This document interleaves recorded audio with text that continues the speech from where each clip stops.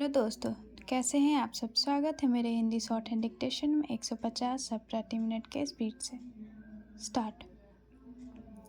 महोदय, यह मानना कि उनको रोका नहीं जा सकता गलत है। इस महंगाई को रोकने के लिए कुछ विशेष कदम उठाने होंगे, कुछ विशेष काम करने होंगे। एक विशेष चीज़ जो इस बजट में आई है और जो घबराहट पैदा करने वाली है, यह है कि देश की पैदावार तो बढ़ रही है, देश का विकास तो हो रहा है, लेकिन इसके साथ ही साथ देश में बेकारी बढ़ रही है और ख़ास तौर पर पढ़े लिखे लोगों की बेकारी बढ़ रही है। लोगों का बेकार होना खतरनाक चीज़ है। हमारी स्वतंत्रता के बाद शायद यह पहला अवसर है जब हमारी स्वतंत्रता के ऊपर एक आघात हुआ है और हम जिस प्रकार अपनी स्वतंत्रता की प्राप्ति के समय अपना सर्वस्व बलिदान करने के लिए तैयार थे, उसी प्रकार इस समय भी हमें तैयार होना होगा। माननीय प्रधानमंत्री जी के मत से मैं स्वतः सहमत हूँ कि यह एक ऐसा अवसर है जिस अवसर पर कि इस देश की प्रतिनिधि संस्था जो यह लोकसभा है, उसे इस संबंध में अपनी स्पष्ट राय देनी है और उस राय को देने के बाद हमें उस राय के अनुसार सरकार को भी कार्रवाई करें। उसमें सरकार को पूरा सहयोग भी देना है। प्रजातंत्र में प्रजा के पूर्ण सहयोग के बिना काम नहीं चल सकता, चाहे वह कोई काम हो, छोटा काम हो या बड़ा काम हो। फिर यह तो हमारी स्वतंत्रता की रक्षा का प्रश्न है और ऐसे अवसर पर प्रजातंत्रवादी राष्ट्र को उसकी सारी प्रजा को सरकार के साथ सहयोग के लिए तैयार रहना चाहिए। मैंने यह बात कई बार कही है और मैं फिर इसे दोहराना चाहता हूँ कि अनेक ऐसी बातें हैं जिनमें कि भिन्न भिन्न राजनीतिक दलों के होते हुए भी सब राजनीतिक दल मिलजुल कर काम कर सकते हैं। यह एक ठीक इसी प्रकार का अवसर है। मैं अपने प्रधानमंत्री जी की वैदेशिक नीति का बड़ा भारी समर्थक रहा हूँ और कल इस सदन में इस संबंध में जो बहस हुई उससे भी यह पूरा परिणाम निकाला जा सकता है कि जहाँ तक हमारी वैदेशिक नीति के सिद्धांतों का संबंध है, वहाँ तक इस सदन का कोई दल, इस सदन का कोई भी सदस्य उन सिद्धांतों के विरुद्ध नहीं है।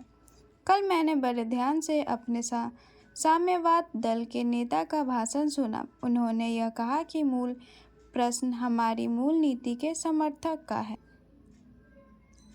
महोदय, इस समय भारतवर्ष के सामने बहुत प्रकार की जटिल समस्याएं हैं और यह ऐसा समय है जब सबसे यह अपेक्षा की जाती है कि आप सदा भारत की सुरक्षा और उसकी उन्नति के लिए कटिबद्ध होंगे। आपको मालूम ही है कि जब से यह प्रश्न हमारे सामने आया है कि भाषा के आधार पर देश के विभिन्न भागों का पुनर्गठन किया जाए, तब से देश में बहुत प्रकार के आंदोलन उठ खड़े हुए हैं। सरकार ने जनता की इच्छा और मांग को देखते हुए उसके लिए एक विशेष आयोग नियुक्त किया और यह आशा की जाती थी कि उसकी जो कुछ भी सिफारिशें होगी वे सबको मान्य होगी और आपस के मतभेद के लिए कोई स्थान न होगा। इस संबंध में सरकार ने जो भी निर्णय किए उनमें से अधिकांश निर्णय सर्वसम्मति से ही हुए हैं, परंतु दुख की बात है कि एक दो स्थानों पर मतभेदों ने एक ऐसा रूप ले लिया जो देश के लिए वांछनीय नहीं हो सकता। दुर्भाग्यवश आपका यह क्षेत्र भी उन क्षेत्रों में से एक है।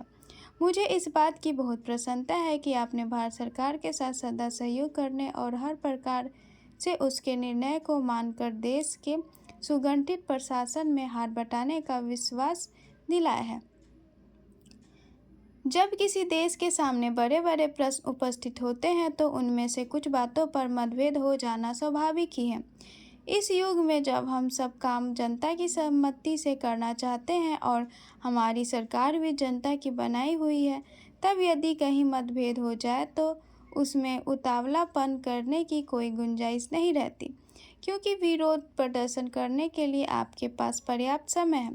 परंतु एक चीज़ जो हम सबको भली भांति जान लेनी चाहिए और जिसके संबंध में किसी प्रकार के मतभेद की गुंजाइश नहीं होनी चाहिए, वह यह है कि चाहे हमारे मतभेद कितने ही अधिक क्यों न हो, उनको सुलझाने का एक ही उपाय है और वह उपाय है कि इस संबंध में निर्णय आपस में बातचीत करके तथा एक दूसरे को समझा बुझाकर किए जाए, डंडों और पत्थरों से नहीं।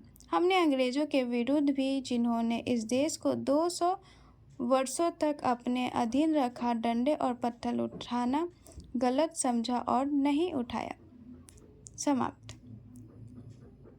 ये डिक्टेशन आप सबको कैसी लगी मुझे कमेंट में ज़रूर बताएं और लाइक सब्सक्राइब करना बिल्कुल भी ना भूलें। धन्यवाद।